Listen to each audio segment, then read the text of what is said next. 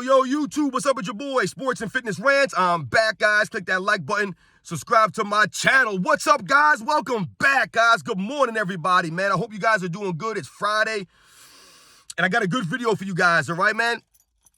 And I want to thank you guys, as usual, for subscribing, for watching my videos, all the love, the comments, all the stories you guys share with me, man. It means a lot to me, guys, so I really want to thank you guys for that, man. And in this video, I want to talk briefly about something that's been bothering me for a couple years now. It's been bothering me for a little while. And it probably bothers you guys too if you guys followed the Chicago Bulls in the 90s, if you guys were a fan of Michael Jordan. And what bothers me is that Ron Harper never gets any love, man. He never gets any shine as it pertains to the last three-peat Bulls from 96 to 98. No one ever gives Ron Harper his credit, man. They're always giving Steve Kerr this shine. I don't understand when Steve Kerr became a Bulls legend, or some kind of like how he became more impactful, more important to the Bulls than Ron Harper was on that three-peat team. I don't know when this happened, man. So we're going to talk about that real quick, guys, because it's bothering me. But as usual, guys, man, hit that play button, turn the volume up. Go do what you got to do. Get your kids ready, man. Go get ready for school, get ready for work, whatever it is, guys. You know what to do. Hit the play button. Listen to my voice. Listen to what information I got to tell you guys, man. And let's roll. So yeah, guys, Ron Harper, man, I want to give some love to Ron Harper in this video, man. I want to shout him out briefly, man, because like I said, for some reason, Ron Harper has been like demoted to like an also-ran or just an afterthought as far as it comes to the 96, 97, and 98 Bulls championship teams. That second three-peat. People talk about Steve Kerr more as if he was way more impactful than Ron Harper was. Which we all know, if you guys followed the Bulls, Ron Harper was way more impactful than Steve Kerr was.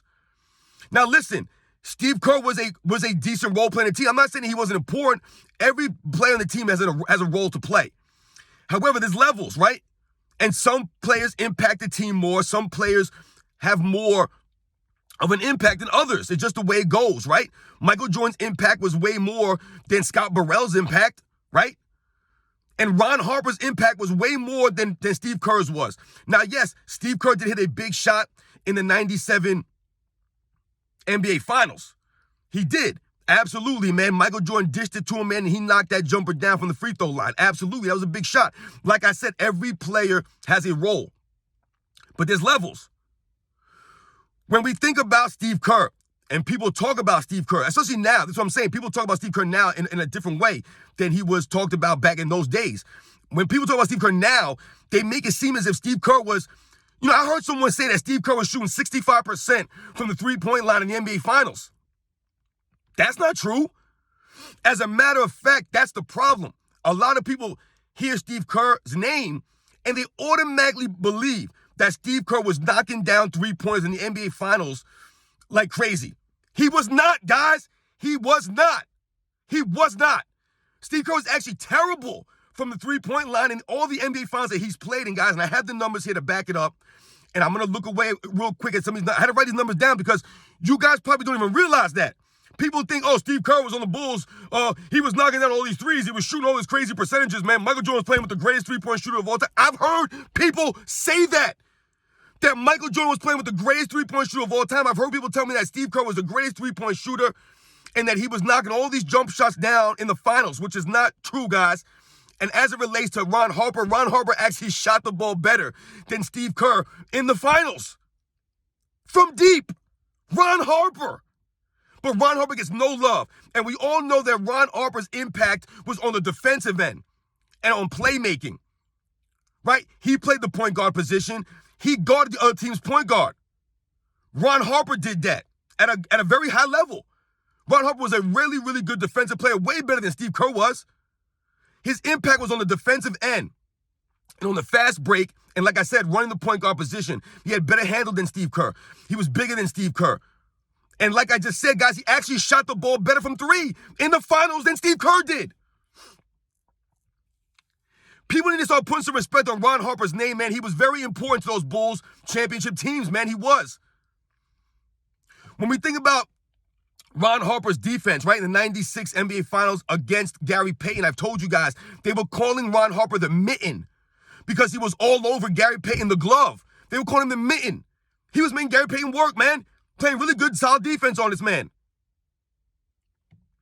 When we think about John Stockton in 1997 and 1998 NBA Finals, Ron Harper was playing really solid defense against John Stockton. Right, these are premier point guards in NBA history, guys. Gary Payton, John Stockton. These aren't also Rands. These are premier point guards, and Ron Harper was smothering these guys. You know, like I said, hustling on defense, playing with intensity. Not Steve Kerr. Now, Steve Kerr was a solid, bench player. Absolutely, I give him his props, man. But when we're talking about the three-peat Bulls in the late 90s, man, Ron Harper was way more impactful, and he needs to get mentioned more. I'm tired of people talking about Steve Kerr as if he was the next guy up, man. It wasn't him. It was Ron Harper, man. It was Michael Jordan. It was Scottie Pippen. It was Dennis Rodman. And then it was Ron Harper.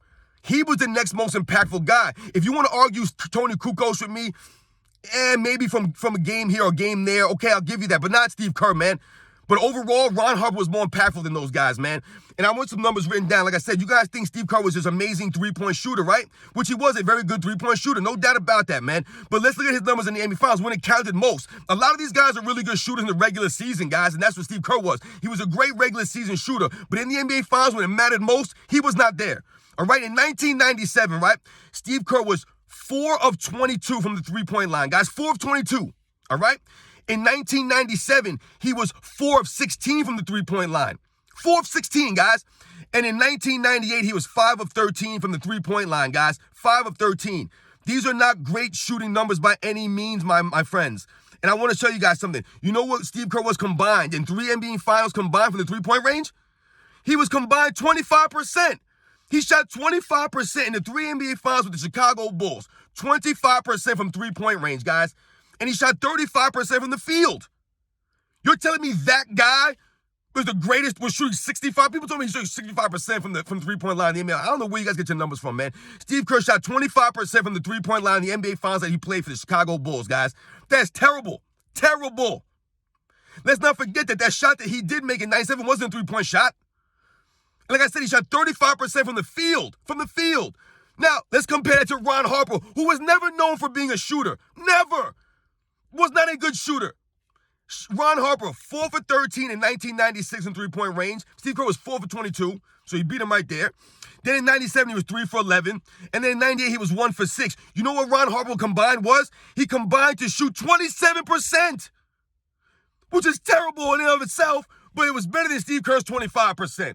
And he shot 36% from the field compared to Steve Kerr's 35% from the field. Not to mention Ron Harper's superior defense over Steve Kerr. Ron Harper was more impactful to the second three-peat Bulls than Steve Kerr ever was, and people need to stop disrespecting Ron Harper, man. Ron Harper was more impactful, man. So shout out to Ron Harper, man. I hope you guys understand what I'm trying to say. I'm not trying to not trying to denigrate Steve Kerr or put him down, but we have to lift up Ron Harper, man. He deserves more credit than Steve Kerr gets. Steve Kerr's getting all this adulation for the second three-peat Bulls, like he was doing all this crazy stuff. He didn't even play as many minutes as Ron Harper. Ron Harper was on the court way more and impacted the game way more than Steve Kerr ever did, guys.